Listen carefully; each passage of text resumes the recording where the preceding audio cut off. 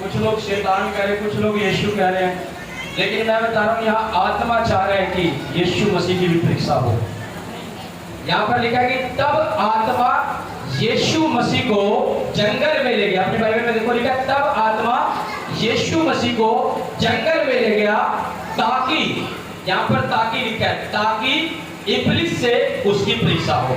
आत्मा जानता था इब्लिस से परीक्षा होगी इसकी, जानता था कि नहीं। यहाँ पर लिखा है कि ताकि इब्लिस से उसकी परीक्षा हो। इब्लिस कौन? शैतान। इब्लिस कौन?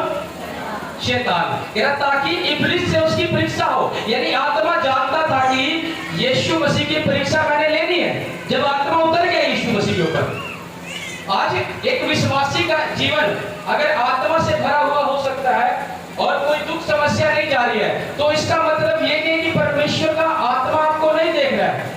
हो सकता है वो आत्मा ही आपके जीवन में वो परीक्षा लेकर आ रहा हो कि आपको परख रहा हो कि देखते हैं कि आप अभी भी उस परीक्षा में स्थिर रहोगे कि नहीं। विश्वासी इन्हीं बातों में परमेश्वर से पीछे हटने लग जाता है जब कोई दुख आ जाता है, जब कोई परीक्षा आ जाती है, लेकिन वो भूल जाता है कि वो दुख, वो परीक्षा डालने वाला परमेश्वर का आत्मा भी हो सकता है। Hallelujah, hallelujah. वो दुख, वो समस्या डालने वाला परमेश्वर का आत्मा भी हो सकता है। जब वो यीशु मसीह को वो आत्मा जंगल में लेके गया ताकि इब्लिस से उसकी परीक्षा हो, जानता था शैतान इसकी परीक्षा करेगा और लेगा, ये बात जानता था, यीशु मसीह को ले गया।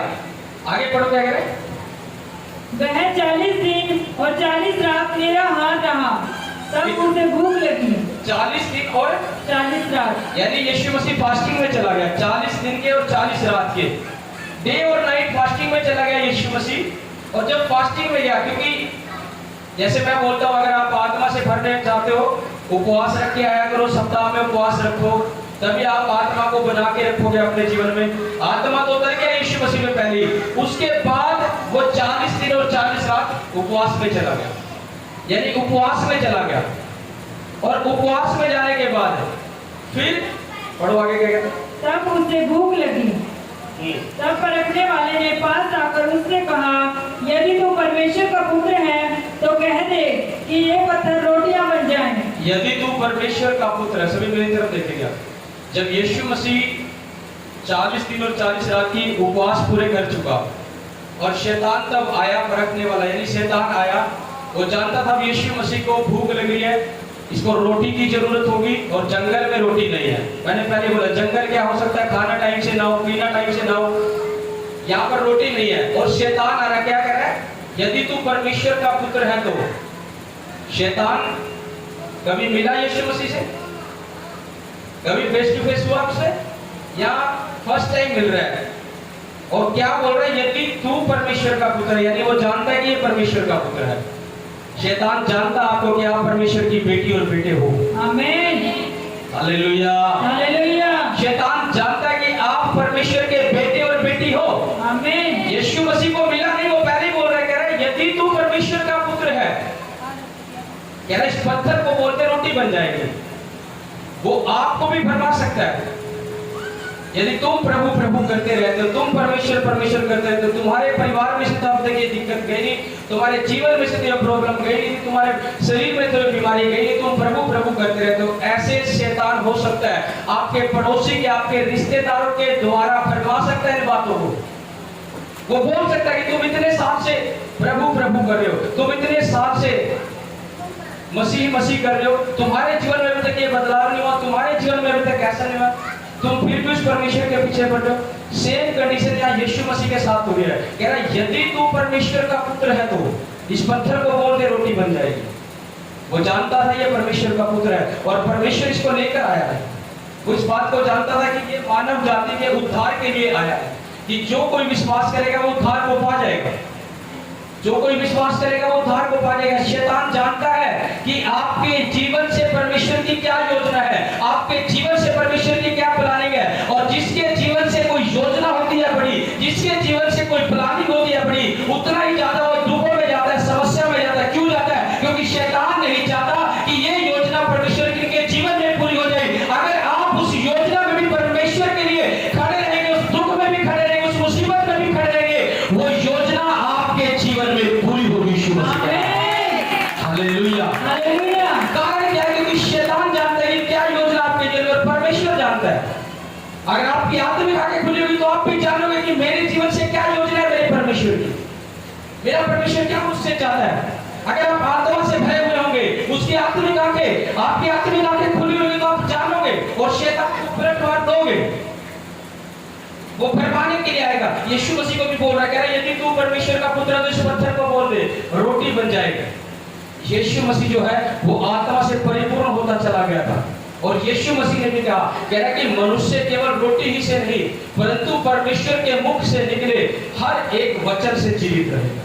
आमीन, हालेलुया, हालेलुया। कह रहा मनुष्य केवल रोटी से नहीं, हम ये भूख हमें जब लगती है, जब हम सुबह खाना खाते हैं दोपहर को फिर भूख लग जाती है, दोपहर को खाते हैं शाम को फिर भूख लग जाती है, यानी ये भूख कभी मिटती नहीं है। लेकिन यीशु मसीह ने क्या कहा, कह रहा कि जीवन की रोटी मैं हूं।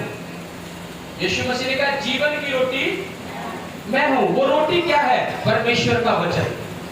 कह रहा जब तुम इसे एक बार खा लोगे फिर कभी तुम भूखे नहीं रहोगे। जब इसको खा लेंगे फिर कभी हम भूखे नहीं रहेंगे। स्वर्ग में 24 घंटे आराधना चलती है, इस टाइम भी स्वर्ग में आराधना चलती है, दिन रात।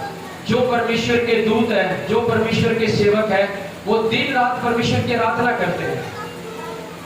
क्या उन्हें खाने को मिलता है, पीने को मिलता है? वो परमेश्वर का वचन ही है जो उन्हें भूख नहीं लगे देता। वो 24 घंटे परमेश्वर की आराधना में, स्तुति में लगे रहते। आमीन। यीशु मसीह ने तभी कहा था जीवन की रोटी मेरे पास है। जब हम इसको एक बार खा लेंगे और जब हम ये संसार छोड़कर जाएंगे हम भूखे नहीं रहेंगे, हम स्वर्ग में होंगे, क्योंकि परमेश्वर की वो आराधना, परमेश्वर की वो स्तुति जब हम मगन हो जाएंगे उससे हमें ना भूख लगेगी ना प्यास लगेगी, हम परमेश्वर में मगन हो जाएंगे। आमीन। उसने तभी बोला जीवन जल भी मैं ही हूँ, जो कोई पी लेगा वो कभी प्यासा नहीं होगा। एक सामरी स्त्री जब यीशु मसीह के पास, जब यीशु मसीह कुएं के पास गया, एक सामरी स्त्री आई और सामरी स्त्री को यीशु मसीह ने बोला था कि मुझे पानी पिला, और वो बोल रही थी मैं तुम्हें पानी नहीं पिला सकती।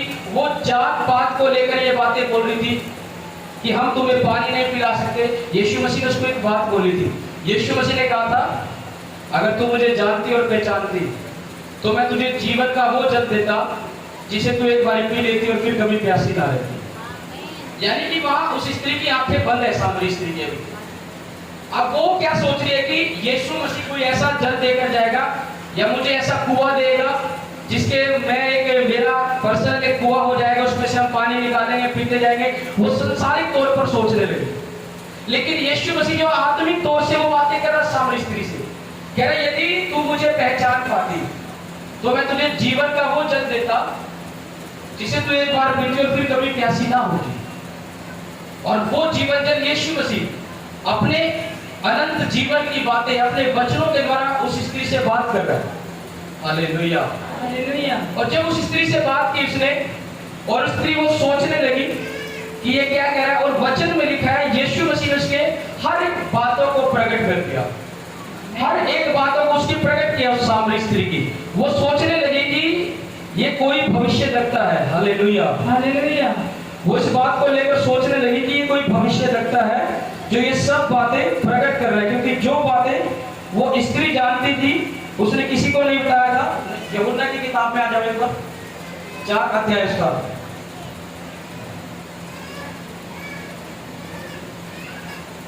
4 का 7 पढ़ो। यूहन्ना, आप इस वचन को ध्यान से देखना है।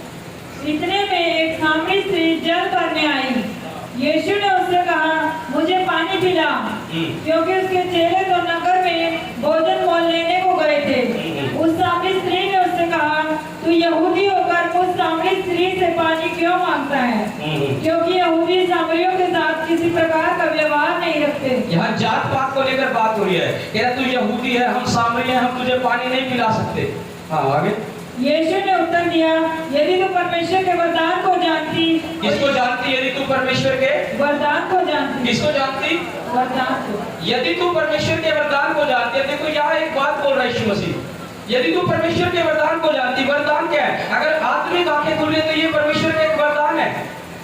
और यीशु मसीह यही इसको बात कर रहा है, यदि तू परमेश्वर के वरदान को जानती। आगे। और यह भी जानती कि वह कौन है जो तुझसे कहता है मुझे पानी पिला, तो तू उससे मांगती और वह तुझे जीवन का जल देता। उसने क्या कहा, देखो मेरी तरफ देखो, यहाँ सामरी स्त्री ने, बड़े ध्यान से सुनना जो वचन अभी मैं आपको बता रहा हूँ। सामरी स्त्री से पानी मांगा, मांगा क्या नहीं? यीशु मसीह को ने क्या किया उसका, यदि तू परमेश्वर के वरदान को जानती, पर इस वचन को इससे आगे क्या लिखा है? और यह भी जानती, मेरी तरफ देखो, और यह भी जानती कि वह कौन है। कह रहा यदि तू परमेश्वर के वरदान को जानती, सभी ध्यान से सुनो, मैं गहराई समझा रहा हूँ इसकी। कह रहा यदि तू परमेश्वर के वरदान को जानती और यह भी जानती कि मैं कौन हूँ। यीशु मसीह सामरी स्त्री को कह रहा है यदि तू परमेश्वर के वरदान को जानती और यह भी जानती कि मैं कौन हूँ। आगे बढ़ो। जो तुझसे कहता है मुझे पानी पिला, जो तुझसे कहता मुझे पानी पिला, कह रहा है तू मुझे भी जानती, अगर तू परमेश्वर के वरदान को जानती। फिर आगे क्या कह रहा है यीशु मसीह, तो तू उससे मांगती। कह रहा तू उससे मांगती। फिर यीशु मसीह कह रहा तू मुझसे मांगती, अगर तू मुझसे पहचान जाती मुझे कि मैं कौन हूँ। अगर तू परमेश्वर के वरदान को जानती तो तू मुझे पहचान जाती मैं कौन हूँ, और तू मुझसे मांगती। हाँ आगे। तो तू उससे मांगती और वह तुझे जीवन का जल देता। वह तुझे जीवन का जल देता, जीवन का जल देता। अब इधर देखो, यानी सामरी स्त्री ने पहचाना नहीं ये कौन है। यीशु मसीह उसके पास आया, पहचाना नहीं। यीशु मसीह कह रहा अगर तू परमेश्वर के वरदान को जानती तो पहचान पाती मैं कौन हूँ, मुझसे मांगता।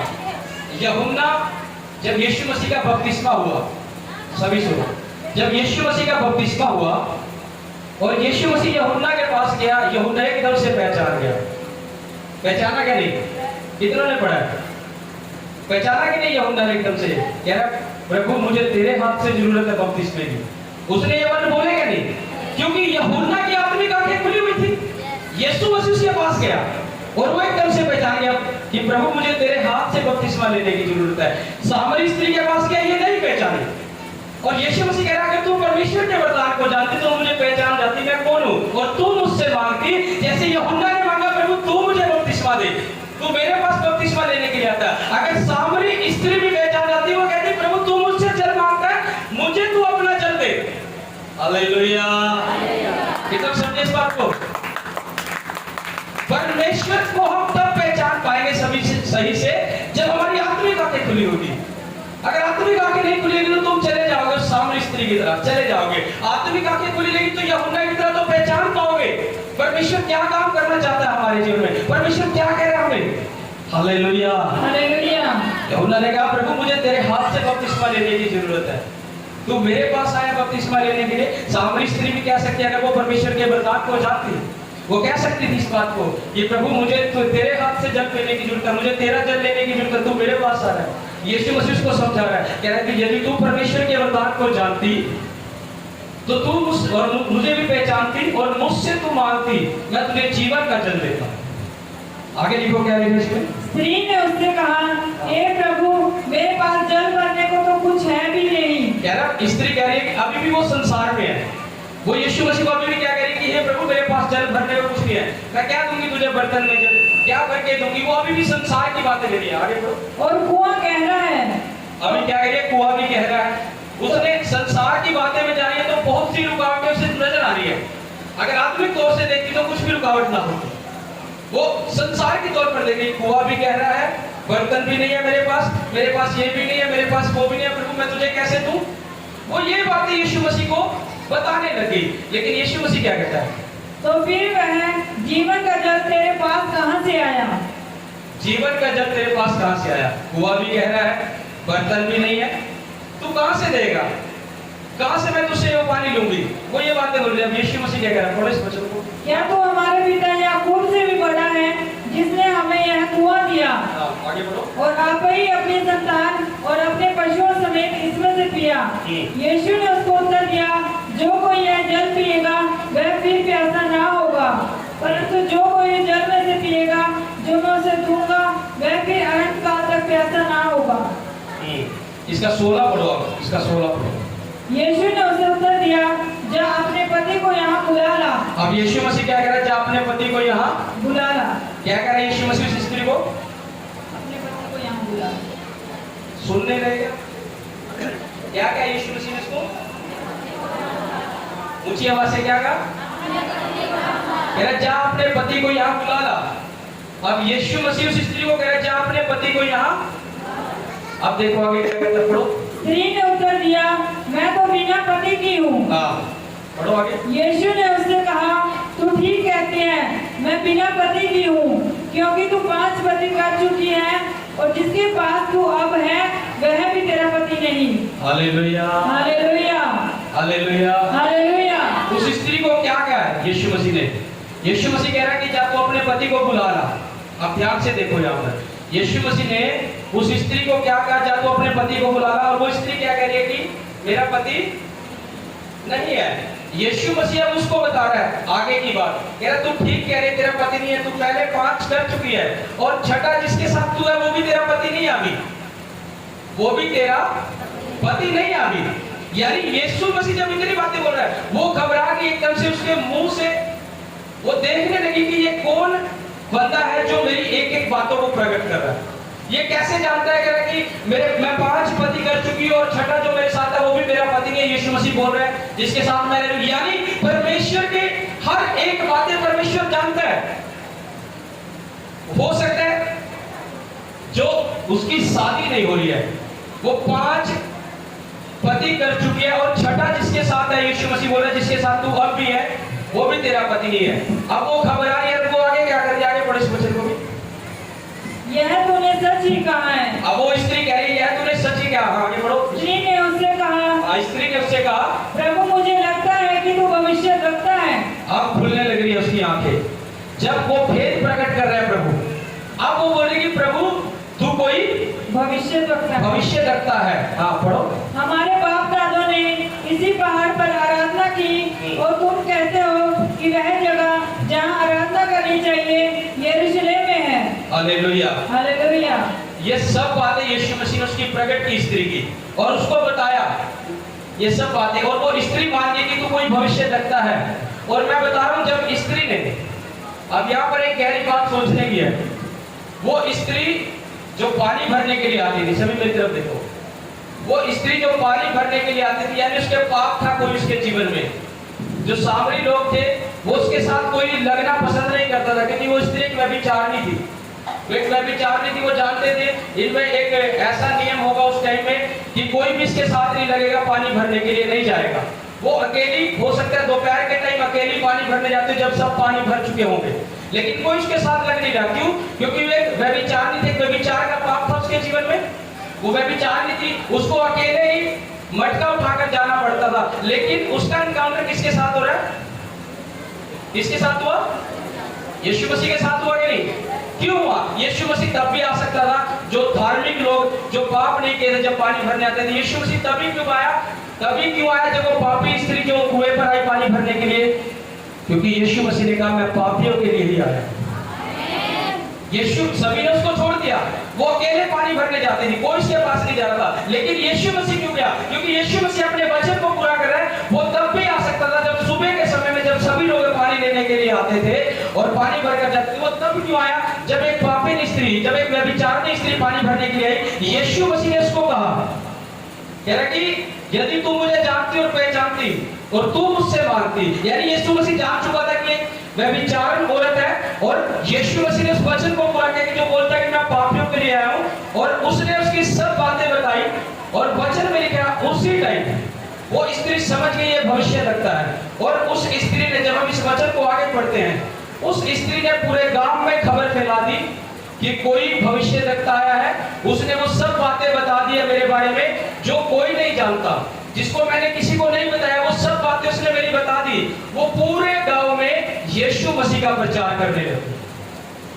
इस्तेमाल किसको किया यीशु मसीह ने? उस पापनी स्त्री को, यानी उस पापनी स्त्री ने यीशु मसीह का सुसमाचार पूरे गांव में फैला। कितने लोग समझे मेरी बात को? आपको समझ नहीं आया अभी?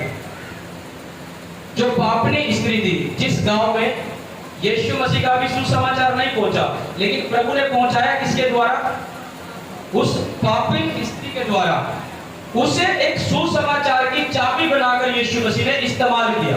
आमीन। क्योंकि वो पूरे गांव में फिर गया, पूरे गांव में बोले, कह रहे देखो उस कुएं के पास एक भविष्य रखता है, उसने मेरे बारे में सब कुछ बता दिया है, वो हमारे याकूब के उसमें से है, इस घराने में से, चलो उसके पास चलते हैं। और वो सब जन उस स्त्री के कहने से पूरे गांव वाले यीशु मसीह के पीछे आने लगे और यीशु मसीह के वचन सुनने लगे। यानी इस्तेमाल किसको किया यीशु मसीह ने? एक पापी स्त्री को जिसके पाप ज्यादा थे।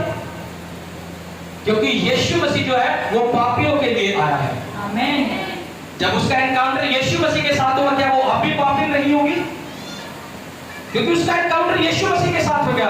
उसने उन पापों को उसी टाइम छोड़ दिया होगा जो उसके पाप उसके अंदर होंगे। उसने देख लिया कि मेरे प्रभु ने मेरे बारे में सब बातें की, और यीशु मसीह जब उसके पास पहुंच गया, उसके उसी टाइम पाप दूर हो गए। और जब मैं बता रहा हूं, जब पूरे गांव को पता लगा यीशु मसीह के बारे में, और यीशु मसीह ने उस गांव में भी अपने चिन्ह और चमत्कार करे होंगे, क्या उस गांव ने विश्वास नहीं किया होगा? उन सामरियों ने विश्वास नहीं किया होगा? हालेलुया। हालेलुया। यही परमेश्वर तरीके से काम करता है। चाबी बनाया उस स्त्री को जिसके पाप थे, जो वह विचारनी थी, उसको पहले उसके पाप प्रकट कराए कि तेरे जीवन में ऐसा है और तू ठीक कह रही है। वो जान गई ये पुरुष जो बोल रहा है ये कोई भविष्यद्वक्ता है, और ये सही बातें जो बोल रहे हैं परमेश्वर की ओर से बोल रहे हैं। पूरे गांव में उसने इस चीज का प्रचार करके यीशु मसीह का। और क्या अभी भी वो स्त्री अकेले पानी लेने आती होगी? हालेलुया। हालेलुया। उस गांव के लोग उस स्त्री को कह रहे होंगे चलो पानी लेने चलना दोबारा। क्यों?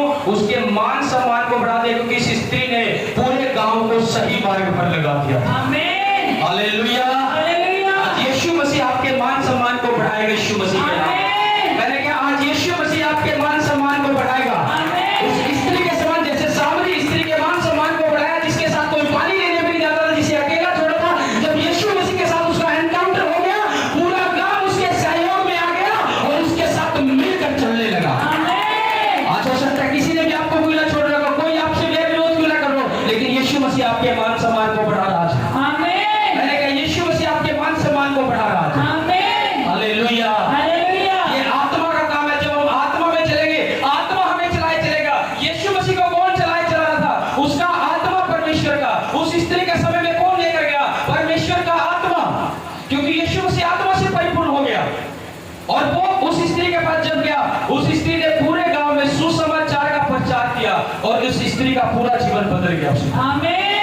आज मायने नहीं रखता आपका जीवन क्या है, आपका बिजनेस क्या है, आपकी बॉडी कैसी है, बीमारी में हो या कैसे हो, अब मायने नहीं रखता।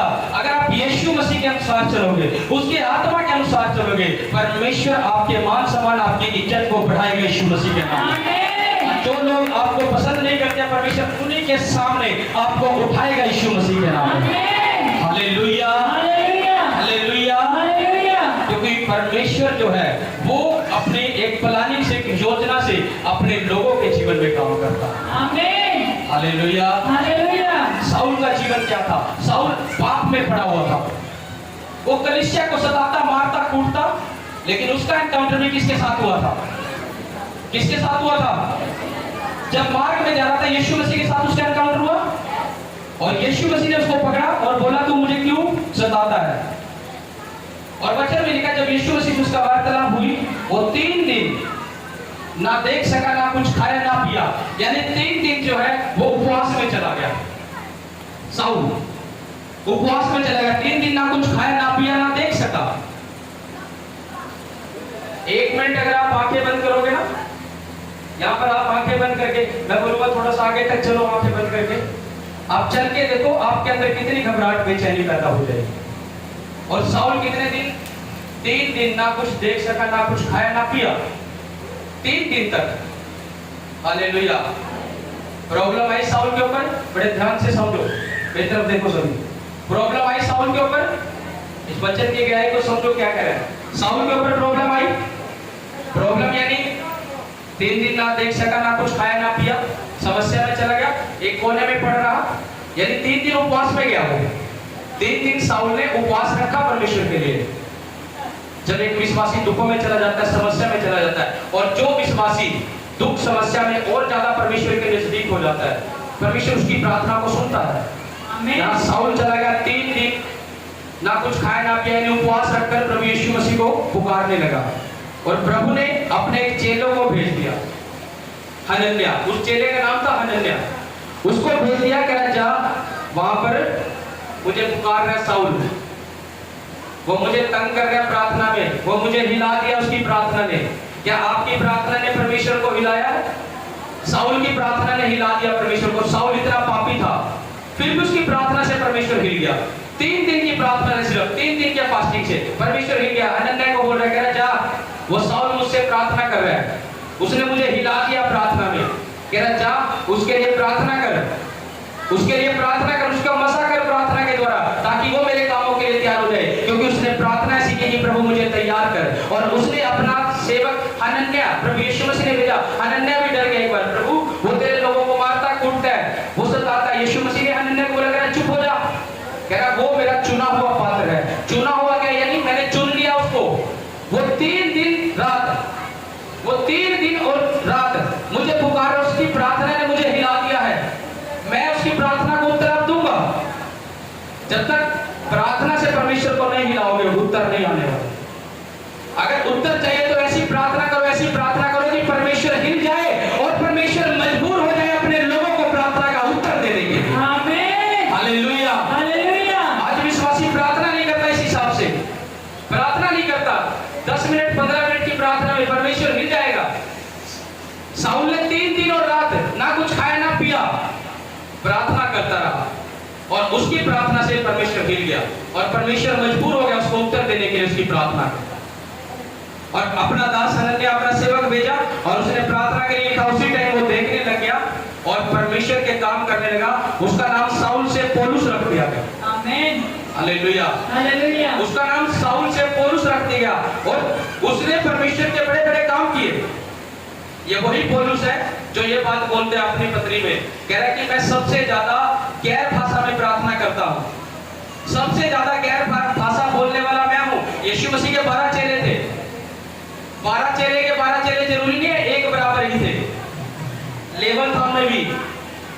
अगर यीशु मसीह के साथ 12 चेले लगे हुए थे तो उनका भी एक लेवल था। ऐसा नहीं था 12 के 12 एक ही लेवल के थे। वो जिस लेवल की जो मेहनत कर रहा था उस लेवल से प्रभु के द्वारा काम कर रहा था। आज यीशु मसीह के सेवक बहुत से हो सकते हैं, जरूरी नहीं है सभी एक बराबर के हैं। जब 12 चेले एक बराबर नहीं हुए, पतरस, पौलुस, यूहन्ना, ये 3 चेले ऐसे थे जबरदस्त प्रभु ने इनको यूज किया। जबरदस्त प्रभु की सामर्थ, इनकी परछाई के द्वारा भी लोग चंगे हो जाते थे। आमीन। वो 12 चेलों का जिक्र नहीं कि 12 के 12 चेलों से चंगे हो जाते थे। जो जैसी मेहनत परमेश्वर में कर रहा है वैसा प्रभु उसको यूज कर रहा है। उन चेलों में कुछ नहीं था, 12 चेले थे तो पतरस और जो पौलुस था और यूहन्ना था, इन्होंने परमेश्वर के बड़े अद्भुत काम किए हैं। और ये तीनों प्रभु के खास थे। और जो सबसे ज्यादा खास था वो यूहन्ना था, जो सबसे ज्यादा क्लोज रहता था वो यूहन्ना था। यानी जो जैसी मेहनत परमेश्वर में करता है एक विश्वासी, वैसा उसके जीवन में फल आ जाता है। आमीन। परमेश्वर ऐसा नहीं है कि तुम परमेश्वर को देखोगे सोचोगे कि परमेश्वर सब जानता है, हम छोटी छोटी बातें करेंगे, बहलाएंगे फुसलाएंगे, परमेश्वर हमारे बहलाए फुसलाए में आ जाएगा। ऐसा नहीं है। वो हमारी आत्मा को जानता है, वो हमारी आत्मा को जानता है। मनुष्य को हम बहला सकते हैं, फुसला सकते हैं अपनी चिकनी चुपड़ी बातों से। मनुष्य शायद हम पर तरस कर सकता है, क्योंकि मनुष्य जो वो बाहर का रूप देखेगा सिर्फ, लेकिन परमेश्वर हमारी आत्मा देखेगा। वो हमारे बहलाने फुसलाने से नहीं आएगा, वो आत्मा देखेगा। 12 चेले थे, यीशु मसीह देख सकता था कि इनके जीवन में भी शेन सामर्थ काम करे, लेकिन यीशु मसीह ने क्या किया, सबको, यानी यीशु मसीह ने कोई पक्षपात नहीं किया कि 3 लोगों को ज्यादा सामर्थ्य दी कि यही ज्यादा इस्तेमाल होंगे बाकी को नहीं। नो, यीशु मसीह ने बोला कि जो जैसी मजदूरी कर रहा है वैसा ही फल उसका हो। यानी एक विश्वासी भी जैसा परमेश्वर में चल रहा है, ऐसा नहीं है कि फलाना विश्वासी क्यों आशीषित होता जा रहा है, हम इतने साल से क्यों नहीं है। क्योंकि 12 चेले थे, उन्होंने ये नहीं कहा कि 9 क्यों रह गया, 3 इतने आगे क्यों बढ़ रहे, क्योंकि 3 मेहनत ज्यादा कर रहे हैं। विश्वासी भी जो जैसे प्रभु में चलेगा, जो जैसा परमेश्वर में होकर बनकर चलेगा, वैसा प्रभु उस विश्वासी के जीवन में काम करेगा। कितनों को समझ आ रही है मेरी बात? समझ आ रही है सभी को? आज मैं बता रहा हूं ये बातें मैं क्यों सिखा रहा हूं, ताकि तुम भी परमेश्वर में बढ़ सको। अपने दुखों से प्रार्थनाओं में पीछे ना हटो, अपनी प्रॉब्लम समस्याओं से प्रार्थना में पीछे ना हटो, अपने माइंड को डिस्टर्ब ना करो उन दुखों को लेकर, उन परेशानी को लेकर, उन समस्याओं को लेकर। अगर आप उन्हीं में पड़े रह जाओगे तो आप कभी भी प्रभु में बढ़ नहीं सकते। प्रभु ने तभी एक बात बोली, कह रहा जिसने अपना हाथ हल पे रख दिया, कह रहा वो पीछे मुड़कर नहीं देखेगा, और जो पीछे मुड़कर देखता है वो मेरे योग्य नहीं है। हल पर हाथ रख दिया, यीशु मसीह के साथ हम तैयार हो चुके हैं। अब देखेंगे ओहो पीछे समस्या आ रही है, आज प्रार्थना नहीं हो सकती, घर में फलानी दिक्कत हो गया, आज चर्च नहीं जा सकते। यानी तुम अभी भी पीछे मुड़कर देख रहे हो, अपनी समस्याओं को देख रहे हो। तुमने हल पे तो हाथ रख रखा है, तुम अभी पीछे मुड़कर देख रहे हैं कि समस्या भी देख रहे हैं, प्रॉब्लम भी देख रहे हैं, आज ऐसे नहीं जा सकते, आज वैसे जा सकते। यीशु मसीह ने कहा वो मेरे योग्य नहीं है। है। अपनी सब समस्या को छोड़ दो और मेरे पीछे हो लो। Hallelujah, hallelujah. मेरे पीछे हो लो।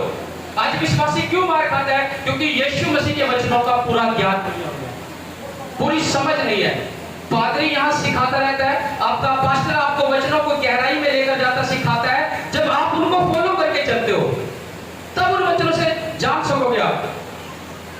कोई थर्ड पर्सन आपको आकर बोलेगा कि फलानी जगह ये है, तुम ऐसा करो वैसा करो, अगर तुम उसकी बात में आज भी लगते हो, यानी तुम्हारे अंदर अभी वचनों की घटी है कि तुमने प्रभु पर पूरा विश्वास नहीं किया, उसकी बातों पर पूरा विश्वास नहीं किया।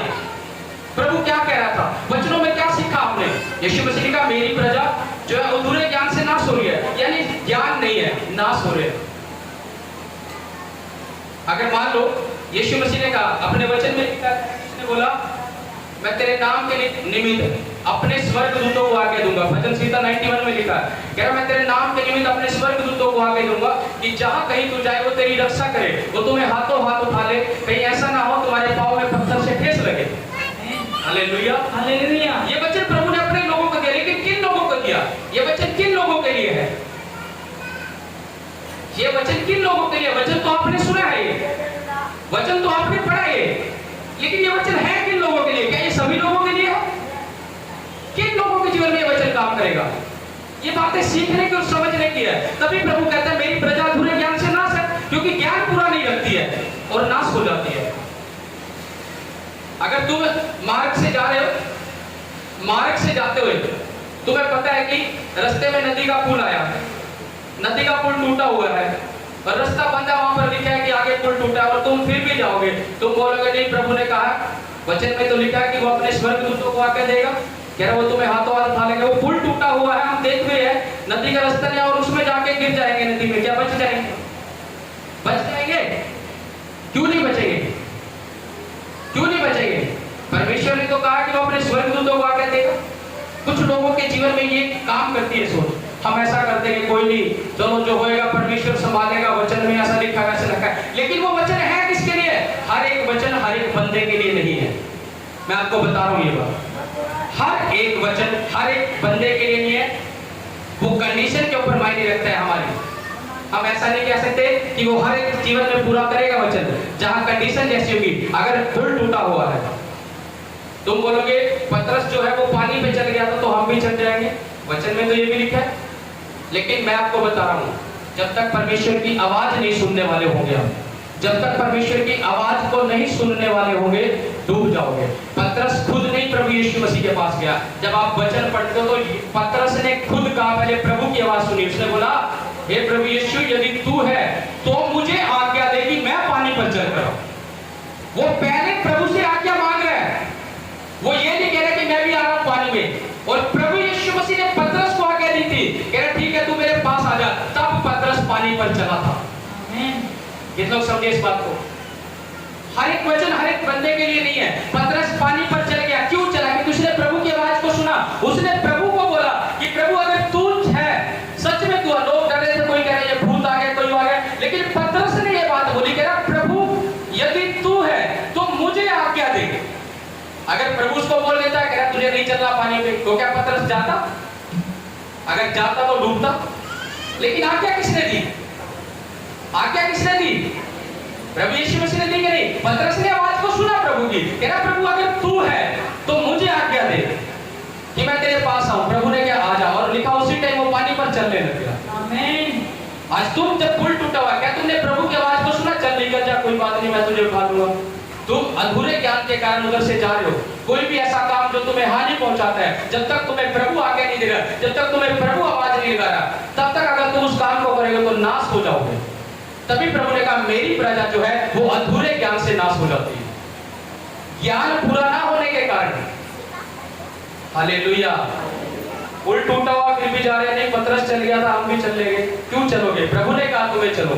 प्रभु ने दूसरा रास्ता भी दिया, अगर एक रास्ता टूटा है उस बुद्धि का इस्तेमाल करो। वचन कहता है बुद्धि की बातें जो है वो यहोवा के मुख से निकलती है। Hallelujah, hallelujah. तेरा बुद्धि की बातें जो है वो यहोवा के मुख से निकलती है।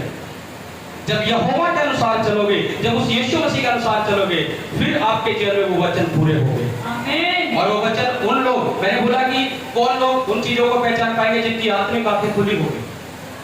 आज प्रार्थना क्या करो, अपनी प्रार्थना में मांगा करो कि प्रभु हमारी आत्मिक आंखें खोल दे ताकि हम सही और गलत की पहचान कर सके, तेरे वचनों को हम अच्छे से समझ सके। कितने लोग समझ रहे हैं मेरी बात को? आज प्रार्थना उन चीजों के लिए नहीं है प्रभु मेरे जीवन में ऐसा कर दे वैसा कर दे। जो ज्यादा इंपॉर्टेंट है आपके लिए वो है परमेश्वर के ज्ञान और परमेश्वर की समझ और परमेश्वर के द्वारा आत्मिक आंखें खुलना। जब ये चीजें खुली रहेगी तब हमारा जीवन सरल हो जाएगा बहुत ज्यादा। अगर यही चीजें हमारे जीवन में नहीं है, एक थोड़ी सी मुसीबत भी हमें पहाड़ के समान लगने लग जाए, थोड़ा सा दुख आएगा पहाड़ के समान लगेगा, थोड़ी सी प्रॉब्लम आएगी पहाड़ के समान लगेगी। क्यों? क्योंकि आत्मिक आंखें नहीं खुली, हम देख नहीं पा रहे हैं। जो आत्मिक आंखें खुली रहेगी हम हर एक बातों को पहचान पाएंगे। इसलिए अपनी प्रार्थना में आप नोट कर सकते हो, जब आप प्रार्थना में प्रभु से बोलो कि प्रभु मेरी आत्मिक आंखों को भी खोल ताकि मैं तेरी बातों को समझ सकूं, देख सकूं। जैसे सामरी स्त्री की आंखें बंद थी और यीशु मसीह उसको बोल रहा है अगर तू परमेश्वर के वरदान को जानती तो मुझे पहचानती भी और मुझसे कहती कि प्रभु तू मुझे जीवन जल दे। जैसे यूहन्ना की आत्मिक आंखें खुली थी, उसने पहचान लिया और उसने उसी टाइम बोल दिया प्रभु मुझे तेरे हाथ से बपतिस्मा लेने की जरूरत है, तू मेरे पास आ रहा है बपतिस्मे के लिए। वो पहले से भविष्यवाणी करता रहा था यूहन्ना, कह रहा मैं तो तुम्हें पानी से बपतिस्मा दे रहा हूं लेकिन मेरे बाद एक आएगा जो तुम्हें आग और पवित्र आत्मा से बपतिस्मा देगा, आग का बपतिस्मा देगा, पवित्र आत्मा का बपतिस्मा देगा। और यूहन्ना बोलता रहा कह रहा मैं तो उसकी जूती के जो बंद है वो भी खोलने के बराबर नहीं हूं, जो उसके जूते की तनियां कह रहा मैं वो भी नहीं खोलने के बराबर हूं, मैं तो कुछ भी नहीं हूं, जो मेरे बाद आएगा वो सब कुछ है। हालेलुया। कह रहा मैं तुम्हें पानी से बपतिस्मा दे रहा हूं लेकिन वो तुम्हें आग से बपतिस्मा देगा, पवित्र आत्मा का बपतिस्मा देगा वो तुम्हें। और जब यीशु मसीह उसके पास गया वो पहचान गया यूहन्ना उसी टाइम, क्योंकि उसकी आत्मिक आंखें खुल रही थी। आमीन। उसने बोल दिया प्रभु तू मुझे बपतिस्मा दे, लेकिन यीशु मसीह ने कहा नहीं, अभी जैसा जो नियम है जैसा चल रहा है वैसे ही धार्मिकता को पूरा कर, जैसा परमेश्वर ने बोला वैसा चलने दे, अभी हम इसको नहीं चेंज कर सकते। क्योंकि यीशु मसीह जानता था अगर उस समय हो सकता है यीशु मसीह यूहन्ना को बपतिस्मा दे देता, शायद हो सकता वो पिता की आज्ञा टूट जाती उस समय भी। क्योंकि जब यीशु मसीह संसार में आ गया था तो उसके संसार में आने से पहले से ही तय हो गया था कि इसका जीवन कैसा होगा और किस काम के लिए आया है और किसके द्वारा ये बपतिस्मा होगा। और मैं बता रहा हूं अगर आपको नहीं पता है, यूहन्ना का बपतिस्मा जानते हो कैसे हुआ? कैसे हुआ पता है किसी को? यूहन्ना का बपतिस्मा, यूहन्ना का बपतिस्मा कैसे हुआ पता है कभी? Hallelujah, hallelujah.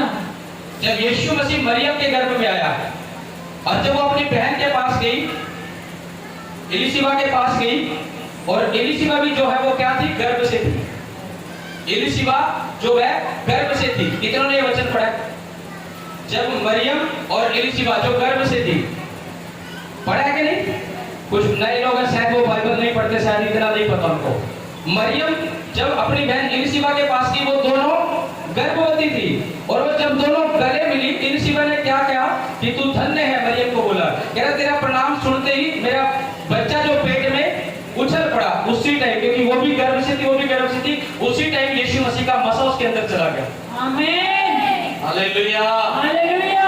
जब आत्मिक बातें, आत्मिक कान खुलेंगे तो वचन की गहराई को समझोगे तुम। जब तक नहीं खुले नहीं समझ पाओगे। उस समय यूहन्ना का अभिषेक हो चुका था और वो यीशु मसीह के द्वारा, जब यीशु मसीह गर्भ में था, ये तो समझे। और जब उसने बोला कि बच्चा मेरे पेट में उछल पड़ा, तेरा प्रणाम सुन दे, क्योंकि यीशु मसीह ने उसे छू लिया था उसी टाइम।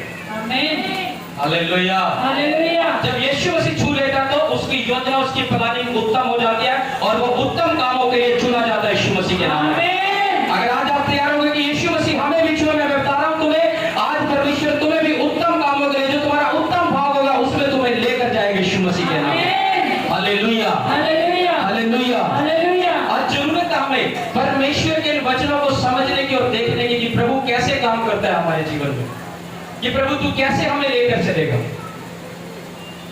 हर एक जीवन से आप आए नहीं हो यहाँ पर, आपने अपनी इच्छा से नहीं प्रभु को जाना है, मेरे यीशु मसीह ने आपको चुना। आमीन। आप ऐसे नहीं आए हो, नहीं, बहुत से लोग हैं, प्रभु यीशु मसीह ने आपको चुनाव का चुनाव किया है और चुनाव उस व्यक्ति का किया जाता है जिससे कोई योजना होती है। आमीन। जब इलेक्शन होते हैं, बहुत से जो अधिकारी है, जो भी बहुत से खड़े होते हैं, उनमें से चुनाव तो एक ही का होता है कि नहीं? चुनाव तो एक ही का होता है कि नहीं? जनता एक को चुनती है और उसको चुनती है जिस पर विश्वास होता है कि ये हमारे लिए कुछ काम करेगा। इतनी भीड़ में से यीशु मसीह ने आपको और मुझे चुना, उस विश्वास से चुना कि तुम प्रभु के लिए कुछ करोगे। आमीन, हालेलुया, हालेलुया। उस चुनाव को हल्के में ना लो।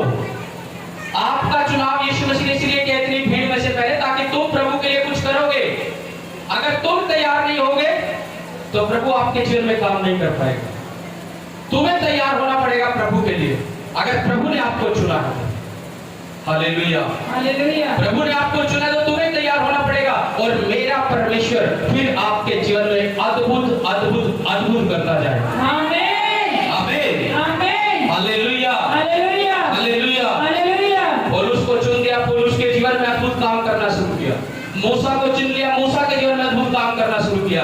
सामरी स्त्री को चुन लिया, सामरी स्त्री को पदवी बढ़ा दी, लेवल बढ़ा दिया। पूरा गांव सामरी स्त्री के साथ लग गया, जिसके साथ कोई जाना पसंद नहीं करता था, जिसके पास कोई खड़ा होना पसंद नहीं करता था। जब उसको प्रभु ने छू लिया, जब उसको प्रभु ने चुन लिया, उसके स्थान को, उसके लेवल को प्रभु ने बदल के रख दिया। आमीन, हालेलुया, हालेलुया। अगर आज आपको लगता है कि आप जिस भी लेवल में पड़े कि हम उस लेवल से बाहर नहीं निकल पा रहे हो, आज प्रभु को छुओ अपनी प्रार्थना के द्वारा। जैसे पौलुस ने छू लिया, परमेश्वर को हिला दिया, और परमेश्वर मजबूर हो गया। हनन्याह को अपने सेवक को भेजा, कह रहा जाओ उसके पास, उसकी प्रार्थना से मैं मजबूर हो गया, उसने हिला दिया मुझे प्रार्थना के द्वारा, और उसकी प्रार्थना का तू जाकर वहां उत्तर देकर। Hallelujah, hallelujah. आज विश्वासी से प्रभु ऐसे कहता है, जब तुम ऐसी प्रार्थना करनी शुरू करोगे, परमेश्वर आपके जीवन में काम करेगा। आमीन, हालेलुया, हालेलुया। पवित्र आत्मा क्यों जरूरी है हमारे जीवन में? इसलिए जरूरी है, अगर कोई परीक्षा भी आपके जीवन में आ रही है, यीशु मसीह की भी परीक्षा भी है। अगर कोई दुखों में आप गुजर रहे हो, परेशानी में आप गुजर रहे हो, ये ना सोचो कि क्यों मेरे जीवन में अभी तक ये काम नहीं हो रहा, क्यों मैं अभी तक इस बीमारी से बाहर नहीं आई, क्यों अभी तक इस दुष्ट आत्मा से आजाद नहीं हुई, क्यों मेरा परिवार अभी तक बचाया नहीं गया। अगर आप इन्हीं चीजों को लेकर बैठोगे तो कभी भी आप बढ़ नहीं सकते हो। आत्मा आपके जीवन में काम कर रहा है जब आप प्रभु में बढ़ते जा रहे हो, जब आप प्रभु में चलते जा रहे हो। ऐसा नहीं है कि आपकी कमजोरी, आपकी बीमारी, आपकी समस्या, आपका परिवार के हालात आपको प्रभु में नीचे गिर सकते हैं। नो, उनके गिर सकते हैं जिनका ध्यान उन बातों पर ज्यादा लगा हुआ हो। लेकिन जो प्रभु की ओर ध्यान रखेंगे वो कभी भी गिरेंगे, वो खड़े रहेंगे यीशु मसीह के नाम। आमीन। अपने परिवारों के हालातों से बाहर निकलो, जो भी बातें परमेश्वर के सामने रखो। प्रभु हमने अपना हाथ हल पे रख रखा है, अब हम पीछे मुड़ के नहीं देखेंगे। यीशु मसीह के पास एक व्यक्ति आया, एक चेला आया, कह रहा प्रभु मैं भी तेरे पीछे होना चाहता हूँ, उससे पहले मैं अपने पिता को गाड़ा हूँ। कह रहा पहले मैं अपने पिता को गाड़ा हूँ, फिर मैं तेरे पीछे बोलूंगा। वो यीशु मसीह की बात बोल रहा है, लेकिन यीशु मसीह ने वहां क्या बात बोली? मुर्दों को अपने मुर्दे गाड़ेंगे और तू मेरे पीछे। मैं बता रहा हूँ जिस व्यक्ति ने ये बात बोली कि मैं पहले अपने पिता को गाड़ा हूँ, उसका पिता अभी तक मरा नहीं था। आप इस वचन से ये ना सोच रहे कि उसका पिता मर गया था, शायद उसे मिट्टी देकर आनी थी, ऐसा नहीं था। उसने कहा प्रभु अभी रुक जाओ, मेरे पिता अभी इस बुढ़ापे में है, जब तक वो 2 साल 4 साल 5 साल जब तक यहाँ है, जब मैं उसको गाड़ूंगा फिर तेरे पीछे आऊंगा। उसका मीनिंग ये था। आज विश्वासी क्या करते हैं? संडे चर्च की बारी आती है, आज पहले मेरे घर में ये आ रहा है, ये मेरे ऐसा काम है, मैं बाद में चर्च में जाऊंगा। प्रभु ने कहा मेरे पीछे नहीं है। उसको बोला गया कि क्योंकि उस समय में एक प्रथा होती थी कि जो पुत्र होता था वो अपने पिता को गाड़ता था। वो हो सकता है अपने पिता का इकलौता बेटा हो, और वो इसीलिए ये बात बोल रहा है, मैं अपने पहले पिता को गाड़ा हूं। यीशु मसीह ने क्या कहा? कह रहा मुर्दों को अपने मुर्दे गाड़ने दे, तू मेरे पीछे बोले। यदि सब कामों को छोड़ दे जो परमेश्वर से तुझे दूर करते हैं, जो परमेश्वर की संगति से तुझे दूर करते हैं, जो परमेश्वर में बढ़ने से तुझे दूर करते हैं, कह रहा सब चीजों को दूर कर दे। कह रहा सिर्फ मेरे पीछे होता है, जब तू उनको छोड़ेगा 2 गुना तू पाएगा। आमीन। यीशु मसीह ने कहा जिसने मेरे लिए छोड़ा उसने 2 गुना ना पाया तो कहना। अब अपना काम काज छोड़कर, हो सकता है आपको बहुत से काम आज के दिन में होंगे, आप अपना काम काज छोड़कर यहाँ परमेश्वर के भवन में आ जाए हो, ताकि हम उसके वचन से सीख सके। मैं बता रहा हूँ जो आपने छोड़ा प्रभु आपको 2 गुना बढ़कर देगा। आमीन। आप आज हो सकता है आपने कोई काम करना था, आपको हो सकता है वो मजदूरी दे सकता था 200 की, 300 की, 400 की, 500 की, वो इससे ज्यादा नहीं दे सकता। हो सकता है किसी को 1000 के भी वो मजदूरी आप लेने के लिए बाहर जा सकते थे, लेकिन आप वहां पर आए हुए हो, आपको वो धन देगा जिसको ना चोर चुरा सकता है, ना कीड़ा लग सकता है, ना काई लग सकती है। इस संसार में भी वो धन काम आएगा, और जब उस लोक में जाएंगे उस लोक में भी वो धन काम आएगा। आमीन। आज उस धन के लिए आप यहाँ इकट्ठे हुए यीशु मसीह के नाम। जब तुम इन बातों को समझ जाओगे, संसार की बातें तुम्हारे लिए फीकी पड़ जाएगी। आमीन। परमेश्वर वो धन देता है जिससे ना चोर चुराता, ना कीड़ा लगता है, ना काई लगती है। आमीन। सब कामों को छोड़कर आए हो, आप परमेश्वर के पास है। आपको पता है कि आज हमें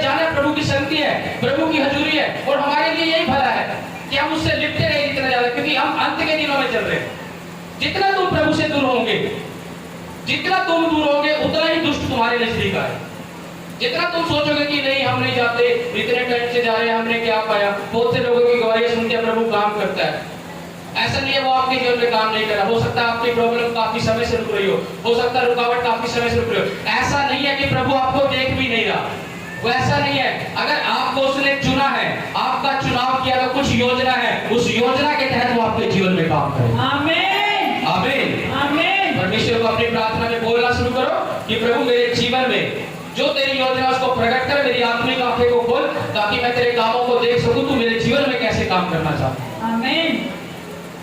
जब पतरस को पकड़ा था, मछलियां पकड़ता था, उनको छोड़, कह रहा है कि तू आज से मनुष्य पकड़ने वाला होगा, इस काम को छोड़ और मेरे पीछे हो ले।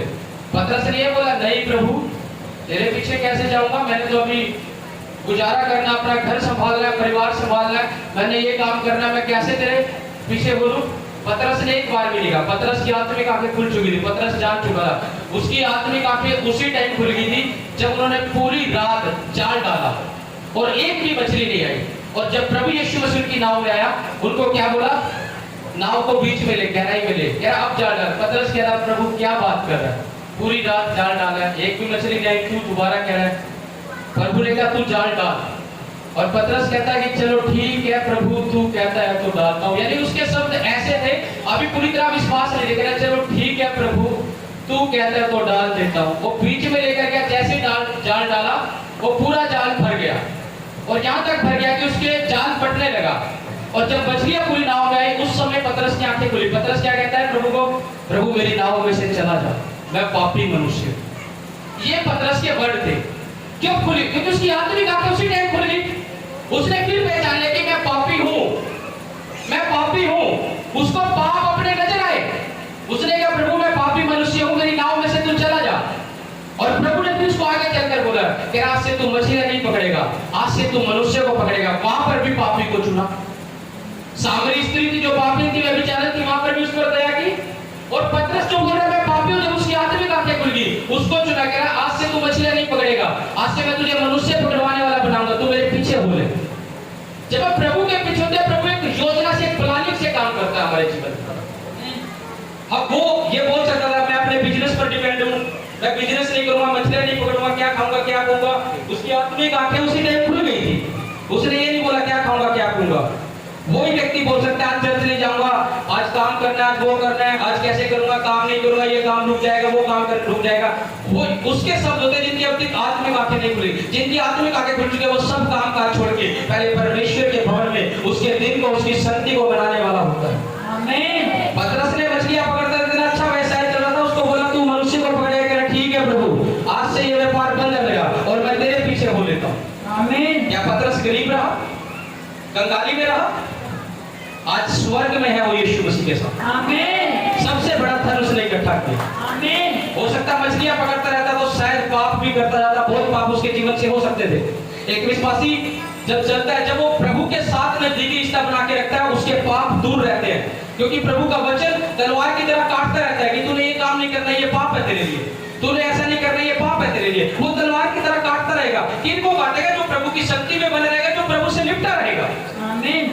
Hallelujah hallelujah. अगर आज आप लिपटोगे परमेश्वर से, परमेश्वर आपके और नजदीक आएगा यीशु मसीह। आमीन। मैंने कहा और नजदीक आएगा यीशु मसीह। आमीन। इसलिए खुदा पर विश्वास करो, खुदा पर बिलीव करो, परमेश्वर आज आपके जीवन को बदलेगा यीशु मसीह। आमीन। आज मायने रखता, आज उसकी आत्मा से भरो, उसके वचनों से भरे। प्रभु से प्रार्थना में बोलो कि प्रभु मुझे अपनी आत्मा से भर, अपने वचनों से भर। मुझे ये जरूरी है मेरे लिए, क्योंकि मैंने अपना हाथ हल पे रखा है। अब मैं पीछे मुड़कर नहीं देखना चाहता प्रभु। अगर मैं पीछे मुड़कर देखूंगा प्रभु तो मैं तेरे योग्य नहीं ठहरूंगा। मुझे ऐसा बना प्रभु कि मैं पीछे मुड़कर ना देखूं। पीछे क्या प्रॉब्लम आ रही है मेरे परिवार में, मैं तेरी चर्च से दूर ना हो। पीछे क्या प्रॉब्लम आ रही है मेरे कामकाज में, मैं तेरे भवन से दूर ना हो। पीछे क्या दिक्कत आ रही है मेरे रिश्तेदारों में, मैं तेरे भवन से दूर ना हो, मैं तुझ में बना रहूं। प्रभु मुझे ऐसा मन दे, ऐसा आत्मा दे। जब आप ऐसी प्रार्थना करोगे, परमेश्वर आपके लिए रास्ते खोलेगा यीशु मसीह के नाम में। आप आंखें बंद करो, ये सब बातें परमेश्वर से मांगना शुरू करें। आप आंखें बंद करके ऊंची आवाज के साथ जो वचन में सीखा आपने, आज प्रभु को बोलो। अगर आपको लगता है प्रभु ये कमियां मेरे जीवन में है,